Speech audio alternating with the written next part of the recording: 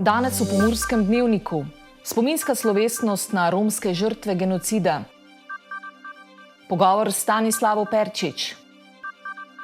Potoči zvoniti je prepozno. Jutri bo oblačno z možnostjo neviht.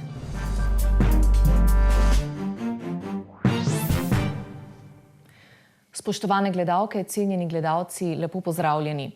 V prostorih mestne občine Murska Sobota so danes s spominsko slovesnostjo zaznamovali svetovni dan spomina na romske žrtve genocida v drugi svetovni vojni.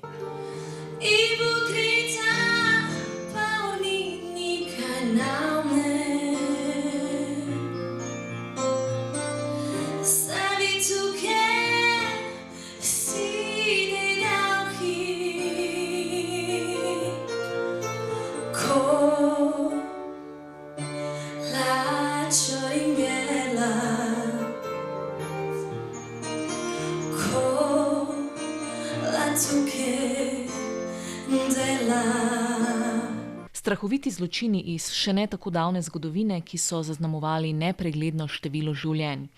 Mnogi Romi so bili takrat odvedeni v koncentracijska taborišča. In tam so bili Romi med najbolj pogostimi žrtvami medicinskih poskusov. Izpostavljeni so bili vbrizganju strupov, sterilizaciji, strupenim plinom, skrajno visokim ali nizkim temperaturam, lakoti, številnim boleznim in brutalnemu mučenju. V noči iz 2. na 3. avgust leta 1944 so nacisti likvidirali romski del taborišča Auschwitz-Birkenau in samo takrat naj bi bilo ubitih več kot 4000 Romov in Sintov. Na današnji slovesnosti so se govorniki dotaknili sedanjosti in preteklosti. Pri tem pa opozorili, da tudi danes stvari niso samoumevne. Soboški župan Damjan Anželj je izpostavil, da mestna občina Murska Sobota slovi kot primer dobre prakse sožitja in medsebojnega spoštovanja med skupnostjo Romov in ostalim delom prebivalstva. Ponosen in vesel sem, da ima v naši občini sedež Zveza Romov Slovenije.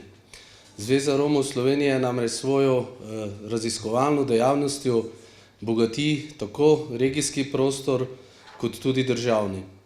V vsem svojem raziskovanju kulture, zgodovine, jezika romske skupnosti dejansko raziskuje tudi tiste družbeno negativne pojave in eden izmed teh je zagotovo holokavst nad romsko skupnostjo v drugi svetovni vojni. Dodal je še, da se je tovrstnih dogodkov treba spomniti, ter s tem poskrbeti, da se kaj takega nikoli več ne bi zgodilo. S tem se je strinjal tudi Marjan Šiftar. Ohranjanje spomina namreč budi spoštovanje do vseh preminulih. In ob tem je opomnil na nekaj, kar bi se morali vsi večkrat vprašati. Smo lahko zadovoljni s premiki? Je vzajemna empatija začela prevladovati? Naredimo dovolj za premagovanje predsodkov do Romov? Se naša deklarativna politika izvaja dovolj uspešno in učinkovito?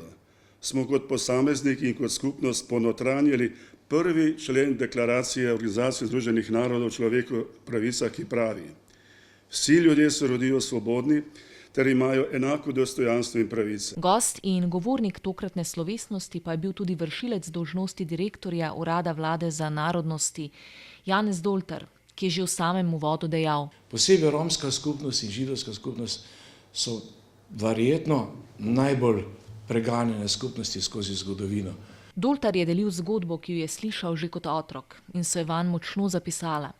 Iz vasi Kanižarica naj bi partizani odvedli od 65 do 85 Romov ter jih odpeljali v hribe, kjer so si morali sami skopati grobove. Oni so jih pobili in kar bo še najhujše, ko je zmanjkalo municije, so otroke krb drevo tolkli, da so jih pobili. In zgodovina je tista, ki za sabo na tak ali drugačen način vedno pušča sledi.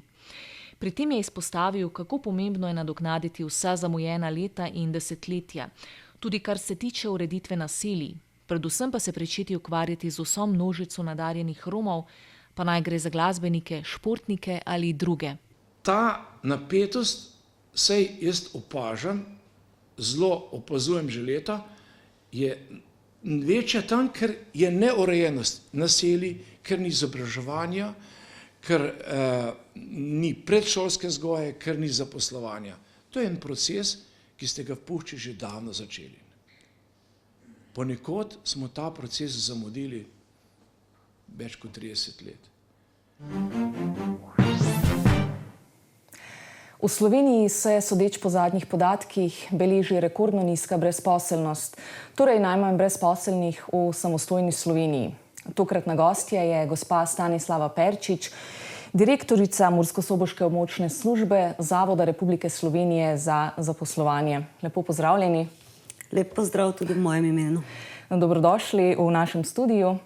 Tako da se pravi ta uvod, najnižja stopnja brezposelnosti. Kaj bi rekli, kakšno pa je stanje tukaj v Pomurju? Ja, dejansko je stanje enako. Na zavodu beležimo iz leta v leto najnižje število brezposelnih oseb. Konec leta 2022 je bilo prijavljenih nekje 3500 brezposelnih oseb in ta številka dejansko predstavlja najnižjo številko v zadnjih 15 letih. Konec prvega poletja oziroma konec junija letošnjega leta se je število zmanjšalo na pod 3000 brezposelnih oseb in je v primerjavi z lanskim junijem za 10% manjše. Kaj pa to sploh pomeni za regijo? Zdaj recimo v nekaterih dejavnostih verjetno vseeno primanjkuje kadrov. Ja, za regijo dejansko pomeni pomanjkanje kadrov, pa ne samo za regijo, celotno Slovenijo in tudi širše. Manjše število brezposelnih predstavlja manj delovne sile, zato se na zavodu trudimo in poskušamo iskati neke nove načine, vire, da se delovna mesta, ki pa so, dejansko poskušajo zapolniti.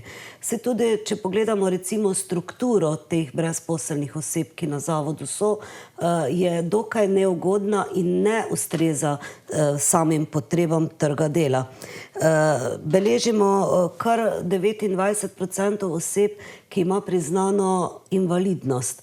V Sloveniji je ta podatek nekaj čez 17%. Prav tako je več kot 40% oseb, ki so starejših od 50 let. Več kot 40% oseb je tudi takšnih, ki so dolgotrajno brezposelni. Na zavodu govorimo o dolgotrajni brezposelnosti takrat, kadar je oseba prijavljena že več kot 1 leto. In glede na to, da potrebe na trgu dela so in da osebe ostajajo v evidenci, kaže na to, da struktura ni ravno ugodna in da imajo osebe določene ovire pri zaposlovanju, ki jih pa nekako poskušamo počasi odpravljati. Kateri kadri pa so tisti, ki so recimo trenutno najbolj iskani?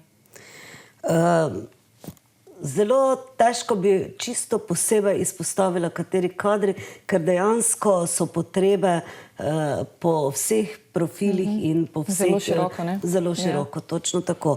Zdaj, če pogledamo mogoče te potrebe. Vsako leto delodajalci prijavijo potrebe po delavcih v večjem številu kot preteklo leto. V lanskem letu, celo leto je bilo objavljenih 6937 potreb po delavcih in je recimo predstavljalo tudi skoraj 10% več kot pa preteklo leto. V letošnjem letu, v prvem poletju, je bilo objavljenih potreb nekaj manj, kot v lanskem letu in sicer za 5%. Vendar manj potreb je bilo objavljenih na področju Murske Sobote, Lendave in pa Gornje Radgone, na področju Ljutomera pa so te potrebe kar za 12% bile višje. Zdaj, katerega povpraševanja je bilo največ? Največ povpraševanja dejansko beležimo po delavcih za zdravstveno nego, potem delavcih za preprosta dela v predelovalnih dejavnostih, natakarji, kuharji, gostinstvo, gradbeništvo, varilci, električarji. Skratka, paleta poklicev in pa potreb je res zelo, zelo široka in pestra. Zdaj, mogoče še tudi to, zdaj poletje je čas za sezonska dela, ki lahko marsikomu tudi služijo kot nek dodaten vir zaslužka. Pa katera so tista sezonska dela, ki so zdaj trenutno najbolj v ospredju? Ja, območna služba Murska Sobota vedno ponuja tudi možnosti sezonskih del že iz leta v leto. dejansko je to možnost za neki dodatni zaslužek. Vsa sezonska dela, ki jih je možno opravljati, si lahko poslušalci oziroma gledalci ogledajo tudi in pogledajo na naši spletni strani. Zdaj v tem trenutku so aktualna sezonska dela za obiranje grozdja. Ponudbo smo prejeli že iz podjetja Radgonskih goric. Prav tako obiranje jabolk, sadjarstvo Šilec, paradižnik. Vsekakor pa bomo to sproti dopolnjevali in vabljeni, da si ogledajo. Pa je veliko zanimanja za to? Zanimanja za sezonska dela ne bom rekla, da je veliko, vendar vsekakor je to priložnost in nekako uspemo skupaj z Centrom za socialno delo, potem tudi z delodajalci, zagotovite delavce za upravljanje teh sezonskih del. Seveda je pa veliko sezonskih del tudi čez mejo v sosednji Avstriji, tako da imajo osebe, ki so pri nas prijavljene, možnosti, da se vključijo pač tam, kjer jim je najbližje, najboljše in najboljši pogoji. No, tako. Zdaj v jesenskih mesecih, se pravi, približuje se tudi september, oktober in to je tudi čas, ko beležite verjetno večji priliv mladih iskalcev zaposlitve. Mogoče še beseda o tem, ne? Ja, definitivno po zaključku šolanja je priliv mladih iskalcev zaposlitve v evidence brezposelnih oseb malo večji, vendar pa moram povedati, da je iz leta v leto manjši, tudi nekaj zaradi mogoče manjših generacij, predvsem pa tudi iz tega razloga, ker je potreb na trgu dela veliko, delodajalci in preko tudi počitniških del in podobno že navežejo stike z mladimi v času šolanja, tako da mladi vstopajo na trg dela direktno k delodajalcem in ne kot brezposelne osebe. To je pa zelo lepa novica, ne? Zelo vredno. Če je tako, ja. Povejte pa še kakšne aktualne stvari na Zavodu za zaposlovanje. Ja, mogoče bi izpostavila, trenutno sicer imamo manjši nabor ukrepov aktivne politike za poslovanje, ker se finančna perspektiva menjuje, vendar bi pa vseeno izpostavila, imamo še vedno na voljo subvencijo za zaposlitev mladih do 26 let. Prav tako izvajamo program PUMO, kjer mladim omogočamo, da se srečajo z vsebinami, ki so pomembne potem na samem trgu dela. Prav tako bomo omogočili vključitev v izobraževanje za pridobitev deficitarnih poklicev. Kateri so tisti deficitarni poklici za leto 2023-2024 so prav tako objavljeni na naši spletni strani in omogočamo financiranje za pridobitev poklica za največ 2 leti. Aktivno vključujemo tudi v programe javnih del, sicer sam program je zaprt, vendar ob menjavi vključenih oseb še vedno so priložnosti za vključitev in na ta način pridobitev tudi določenih izkušenj in možnosti za delo. Bi izpostavila tudi aktivnosti, ki jih izvajamo v našem kariernem kotičku na Slovenski ulici.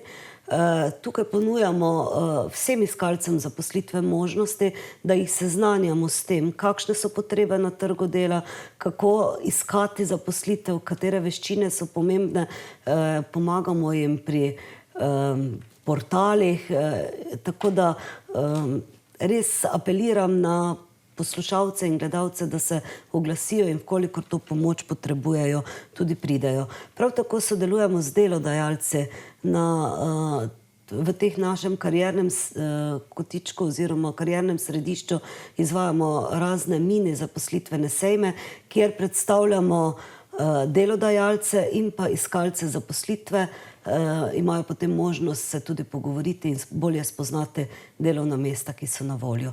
In z temi nizi teh mini zaposlitvenih sejmov bomo nadaljevali tudi v jesenskih mesecih. Tako, skratka, zelo veliko dejavnosti.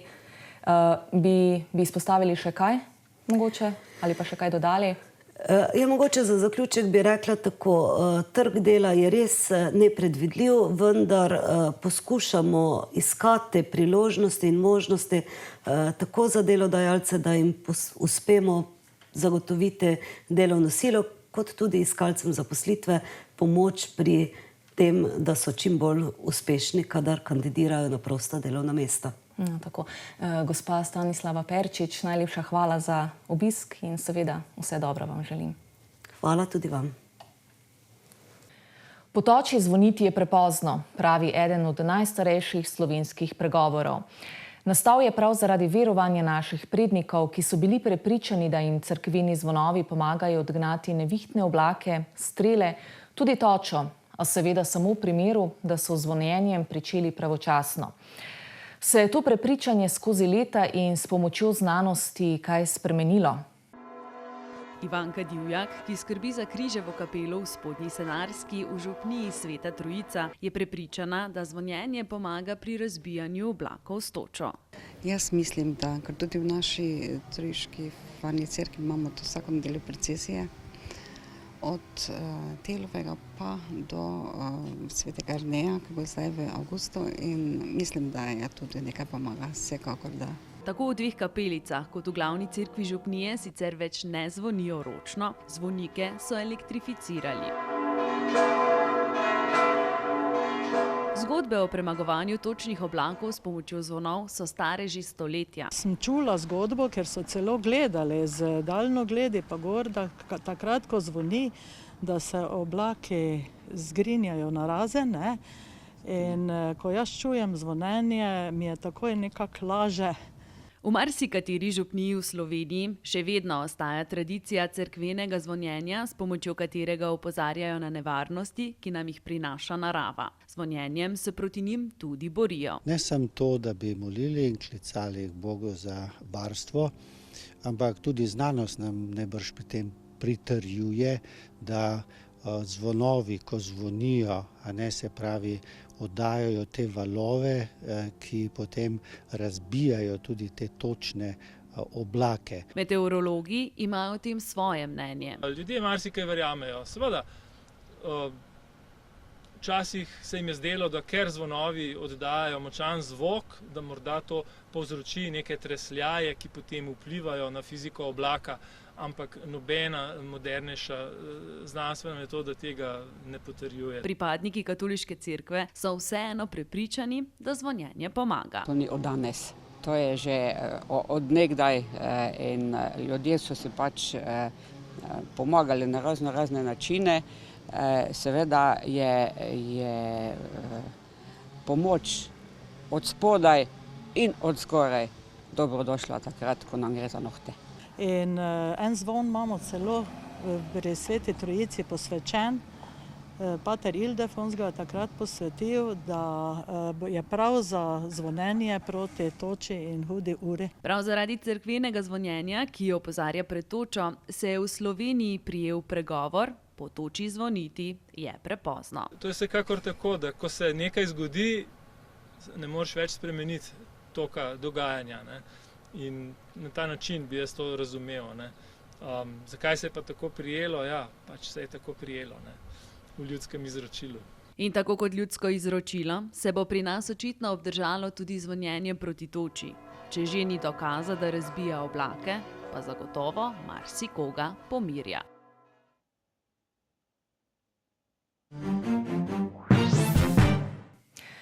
Za konec pa preverimo še, kakšno vreme se nam obeta v prihodnje.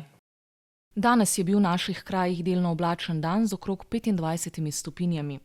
V Murski Soboti in Radencih je bilo poldne namerjenih 26, Lendavi 25 in Krajinskem parku Goričko 24 stopinj Celzija.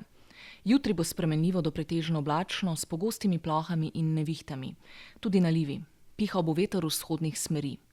Najnižje jutranje temperature bodo od 14 do 18, na Primorskem do 22, najvišje dnevne od 20 do 25, na Primorskem do 28, na severozahodu okoli 17 stopinj Celzija.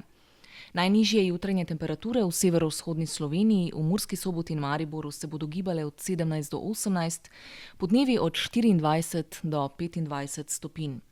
V soboto bodo pogoste padavine, deloma plohe, ki bodo popoldne od zahoda slabele. V nedeljo se bodo že dopoldne od zahoda začele širiti plohe in nevihte, ki bodo zvečer ponehale. Nekoliko hladneje bo. Temperature v naših krajih bodo zjutraj od 11 do 16, čez dan od 22 do 23 stopinj Celzija. Toliko za danes. Več informacij o dogajanju v Pomurju pa najdete na naši spletni strani. Hvala za pozornost in lep pozdrav do jutri.